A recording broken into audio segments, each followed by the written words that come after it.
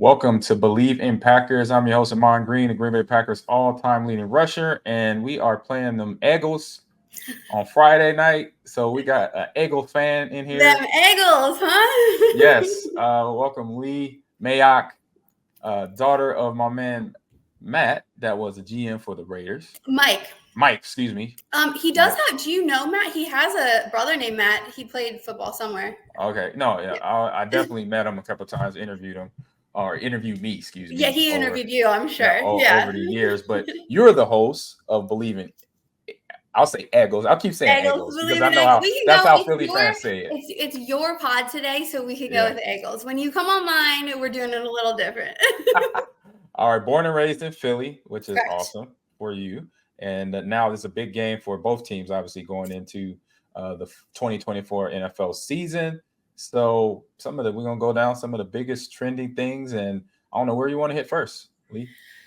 I mean, do you feel also that you've been? This is the first game of the season. Two potentially really good teams. I Yeah. feel like we've been talking about this game for months. Yes. Yeah. And I just want it. I want it on and popping, and I want to get into it. So I think what everyone here at least has been talking about is Jaylen Herz and Jordan Love. Yes. Yes.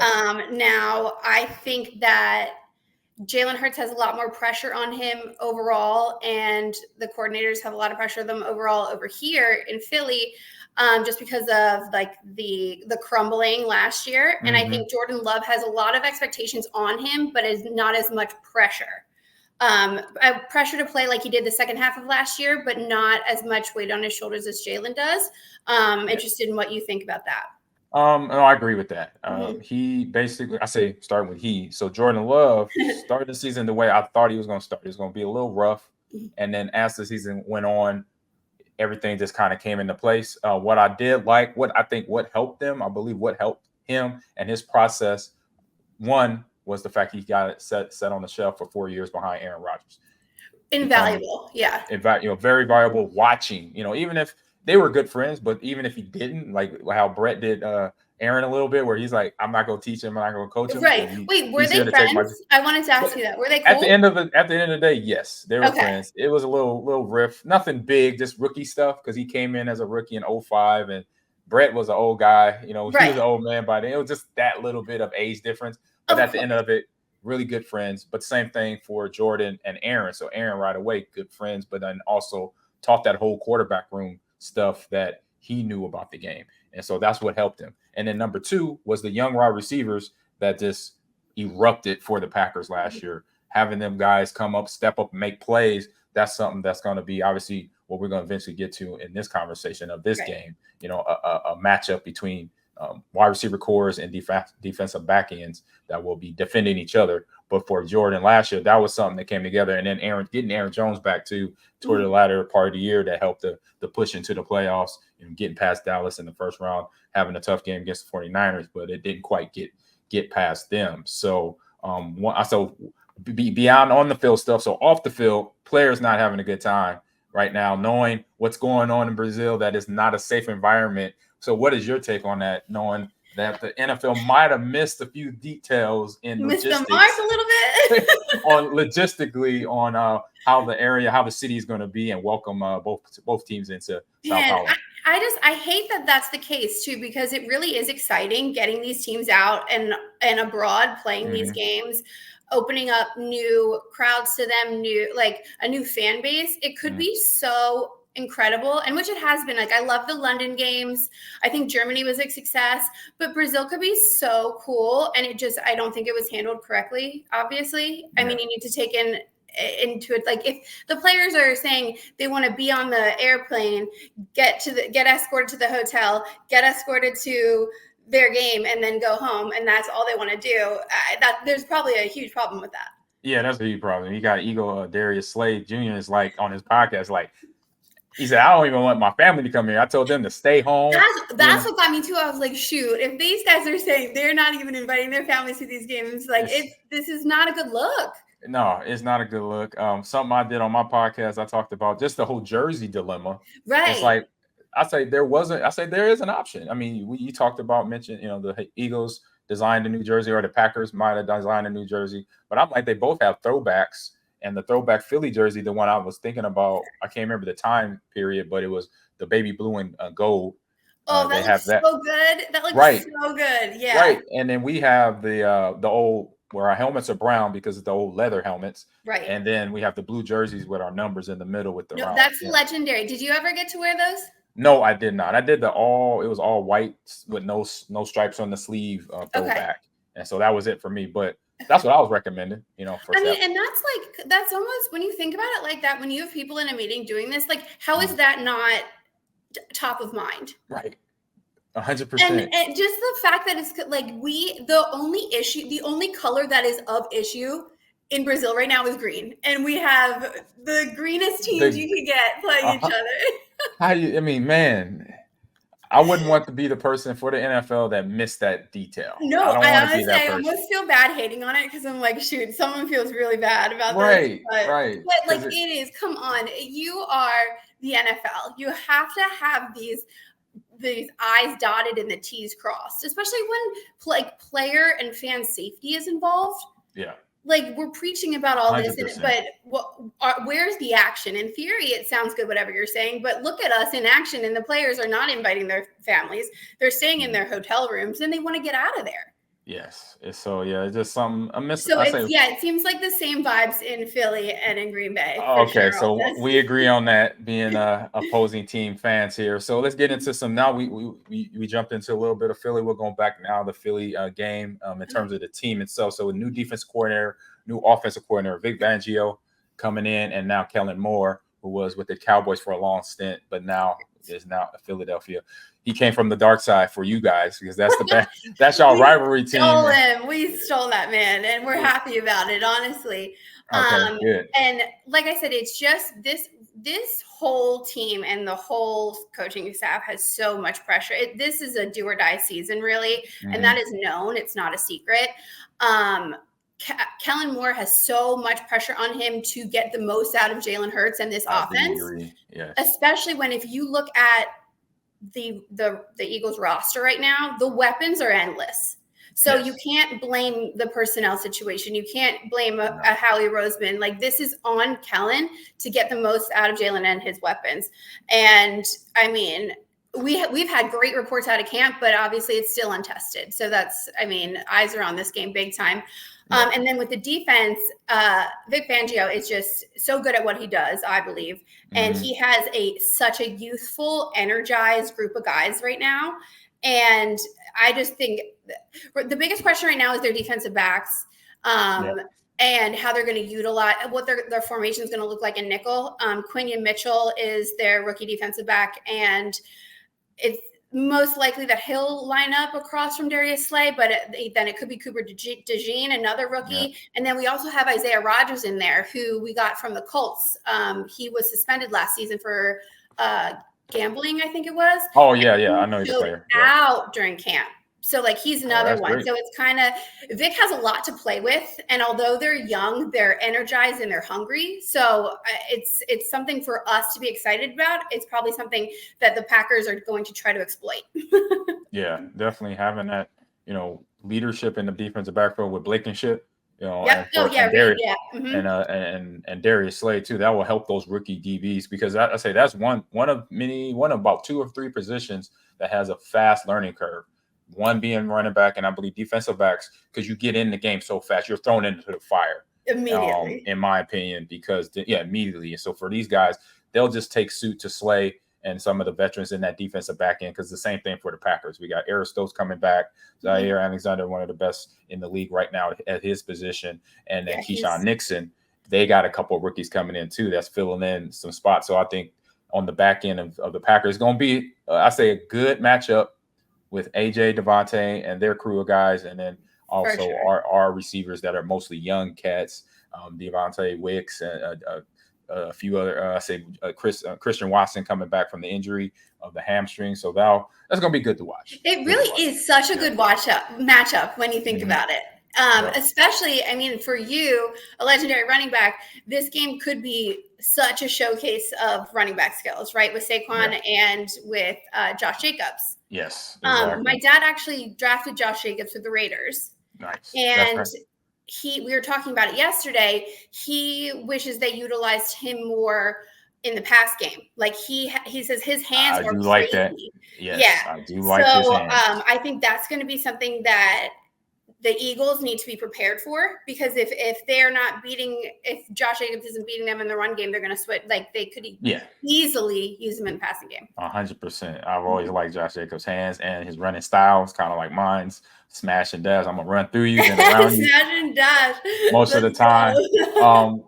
So you started talking about the pressure of quarterbacks, and so let's go to your quarterback, Jaylen Herz, a guy that was kind of his security blanket. Jason Kelce is retired now, so having that leader gone, because I've seen a couple of interviews and a couple conversations with Jaylen and Jason last year that like, man, these guys, you could tell they work great together. So now that Jason's gone, he's on ESPN somewhere commentating, having great commercials, by the way. Everywhere. Ahman, is everywhere. Every day I read a new thing about something he's doing. Like he's booked and busy. So I think probably so that he doesn't miss the game so much.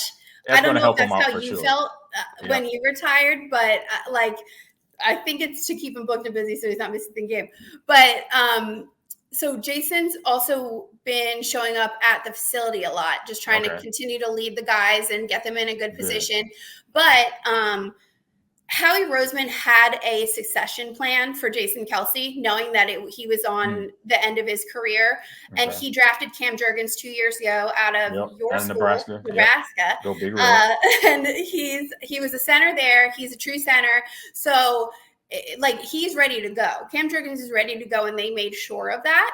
I think the only thing in question really is Jalen's going to have to take more control in pass protections, because that was Jason Kelce's thing. So he's going to have to take control of that, and they're going to have to make sure that their chemistry and their relationship in regards to pass protections is like A1, because there's no room for it not to be. No, because between the running backs and the linemen and then the tight ends that are right there. Your eyes lit up. You're no, it has to be. It has to be. Trust me, I played with a guy coming in as a trade from Seattle, and Brett was in his 10th or 11th year.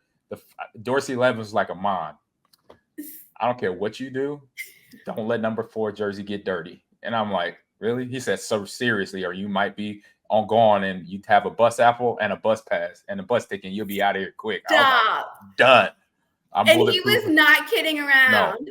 No, he was not. He was dead ass serious. How'd you do? You did pretty good, huh? I did pretty darn good. Between running the ball, I think our best year was in 2003 or 2001. Brett was the least sacked quarterback in those years. So you go back and check it out. So that's crazy. Hopefully Saquon and crew can help out Jaylen with that situation there. So So what do you see when you look at Josh Jacobs and Saquon Barkley? Like, do you see a huge future for them? Are you hype about them? What do you see as a former running back like you? I'm super hyped for both of them. Being in situations where they want to be. Well, I don't know about Josh, but I know Saquon's been more vocal. So he's somewhere where he wants to be, where he's won it. We saw the whole debacle there with the Giants and letting him leave, which I'm like, what? Did you watch Hard Knocks? Yeah, no, I didn't watch all of it. I just watched one. Come on, you have to talk about going back and watching something. You have to watch it. It was the craziest insight into the front office in those situations. Like, I was shocked anyone would allow a camera in those rooms with those conversations. Well, that's why they're gonna probably win the Emmy, because sometimes us players, we got to be honest with ourselves, with the team and all that, to find out where we stand with them. And I mean, you're probably referring to Saquon saying some things or going through some things. So there you go. So yeah, I can't wait to see that. Yeah, you have to watch that. Yeah. But two different backs. I say Josh wasn't as vocal, but knowing that he's a Packer, I was like, when I heard this in the offseason, it's just unfortunate now AJ Dillon is now out for the year, but having that potential here. But he'll heal up. He'll come back next year. Yeah, they'll be back together in no time. Yeah, exactly. So I love the combination there, but he still has some good backs behind him, young guys that could come in and rotate. And so I'm very excited about the run game for the Packers team right there. So last couple questions here, a couple fun ones here. So we already talked about the jerseys. So probably last one here. Topic here is who will have more fans, Packer fans or them Eagles? Okay, here's the thing, Ahman, you know this. Yes. about these Eagles, right? Yes. We're psychopaths. We're not afraid of Brazil.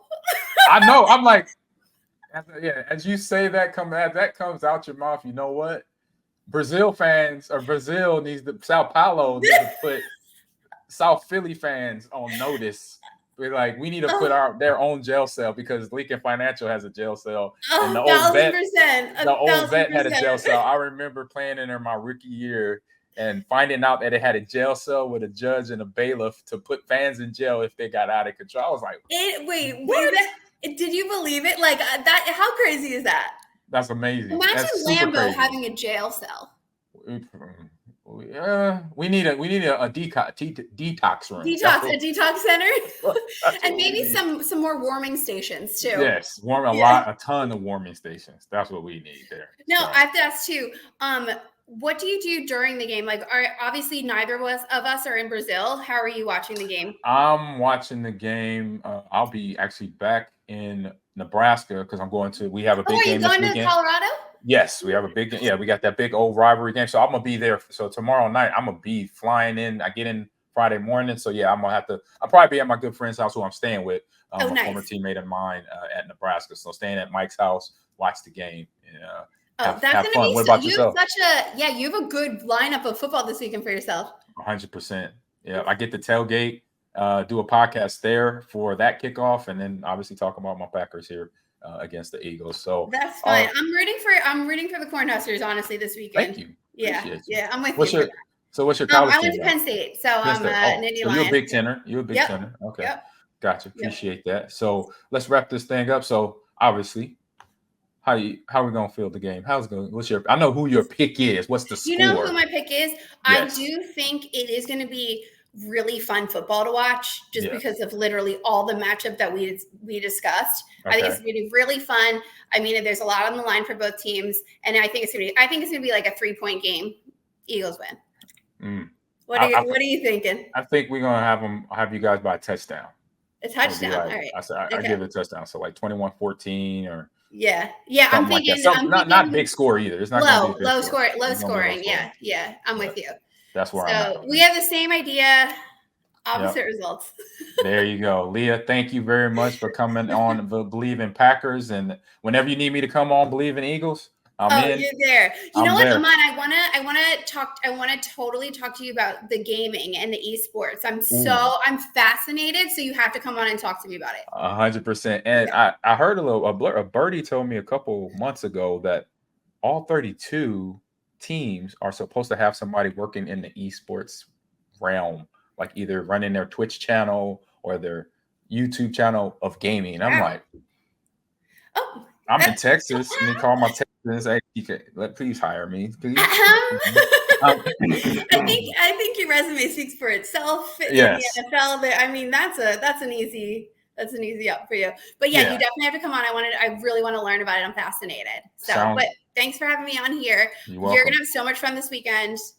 Love that for you. You too. Tell your dad and your uncle I said hello. And go Pack Go. Ew, that's gross. I like it. Yep, you're welcome, Lee. Thank you.